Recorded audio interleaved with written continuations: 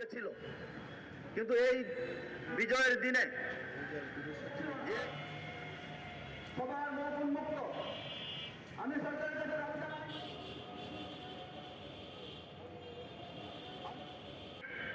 কোন সভ্য মানুষ যার মধ্যে ন্যূনতম মনুষ্যত্ববোধ আছে এমন অপকর্ম করতে পারে না। এসব রাষ্ট্রদ্রোহীদের বিরুদ্ধে আমি অবিলম্বে ব্যবস্থা নেওয়ার জন্য সরকারের প্রতি আহ্বান জানাই, না হলে এই অপকর্ম বাড়তেই থাকবে।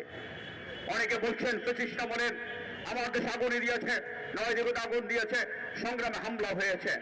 তার জন্য তো এদেশের মানুষ জীবন দিয়ে রক্ত দিয়ে তাদেরকে দেশ থেকে খেলিয়েছে। আমরা এই অপকর্মের পুনরাবৃত্তি ঘটিয়ে ফ্যাসিস্টদের কালিমা কি আমরা মুছে দিচ্ছি না? আজকে মানুষ তো বলবে ওরা তো ভালো ছিল, তুমি তো ওদের চেয়ে খারাপ করছো।